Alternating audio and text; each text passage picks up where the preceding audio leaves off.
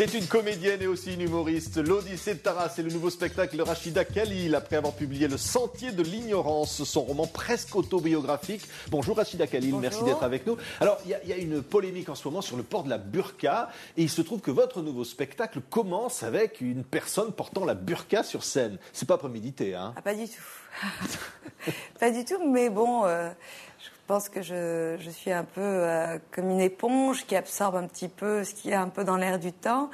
Et c'est vrai que c'est toujours un sujet très polémique. Donc, moi, je préfère le traiter de façon humoristique. Et donc, j'en dirai pas plus. Bon, oui, mais alors au Théâtre des Mathurins, voilà, ce spectacle qui vient de commencer, là. Hein. La présentation, c'est un humour corrosif qui décoiffe les turbans et puis qui rase les barbes les plus récalcitrantes. Hein, c'est très corrosif, alors, avouez. Un peu, oui, je reste fidèle à ce qui me constitue. C'est-à-dire, j'essaie quand même de mettre un petit coup de pied dans les brancards. Oui, c'est-à-dire pourquoi? Vous dites que les femmes vont sauver le monde finalement?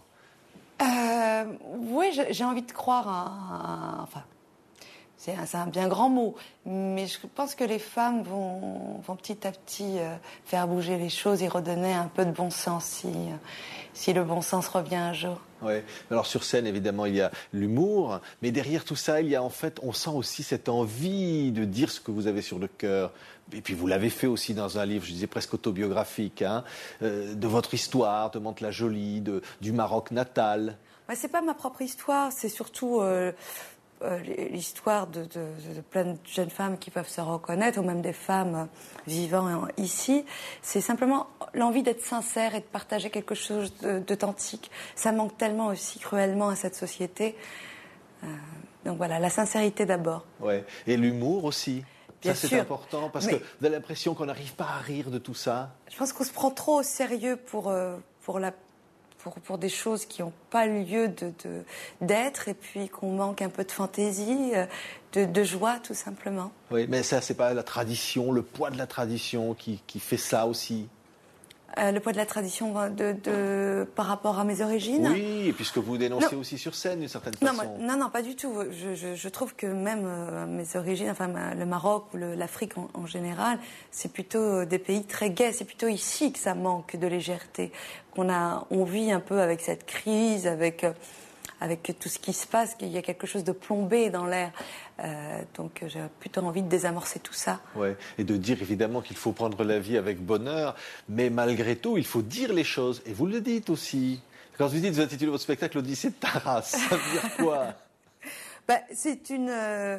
parce que j'aime pas... En fait, j'étais partie sur ce mot qui est la race. Je déteste ce mot. Quand on dit il est de telle race, qu'est-ce que ça veut dire? On est de race humaine, on a des origines, on est de différentes ethnies. Mais les races pour moi n'existent pas. C'est une race humaine, à moins qu'on soit extraterrestre. Donc voilà. Et comme je traite d'un ensemble de pas mal de problèmes ou pas mal de sujets, c'était presque une odyssée. Donc l'Odyssée de Taras, ça réunissait tout ce que j'avais envie de défendre. Oui, mais ce personnage de Fatna, vous dites, elle retrousse sa djellaba, elle repart en croisade, accompagnée de son G4, hein? Oui, ses fils. Oui. Elle a 4 fils au prénom très célèbre. Et là, par contre, j'ai voulu donner aussi peut-être un positionnement un peu autre, parce que bon, faire des caricatures sur les Arabes ou sur le monde en général, il faut que ça fonctionne aussi dans les deux sens, voilà. Ouais. Et il y a le personnage de Marie-Sophie aussi, hein, qui est là pour le coup une grosse caricature de la française, un peu facho, un peu réfractaire à tout ce qui peut être nouveau. Ouais. Vous avez intitulé votre livre Le Sentier de l'ignorance, hein, chez Anne Carrière. C'est parce qu'il y a ça aussi quand même sur la route. Oui, parce que la vie, imagée, c'est effectivement un espèce de sentier. Et l'ignorance, c'est que en vieillissant petit à petit, Comme un enfant, évidemment, il va apprendre des choses, mais je trouve que, en règle générale, on est vraiment très, très, très, très ignorant.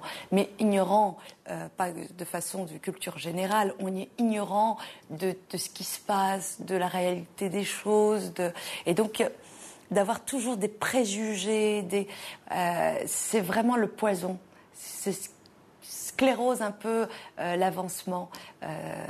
Et donc j'ai appelé ce livre Le Sentier de l'ignorance. Ces préjugés, c'est quoi? C'est ce qu'on entend, c'est la télévision, c'est la politique aussi. C'est la manipulation, c'est tout. C'est le conditionnement en règle générale.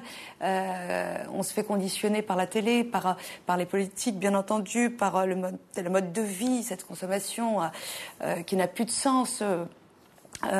Donc voilà, et on est à un moment donné impossible, ça devient presque impossible de penser par soi-même sans ce conditionnement général qui influe de part et d'autre. Et trop d'informations fait qu'on ne peut plus avoir d'analyse propre quasiment.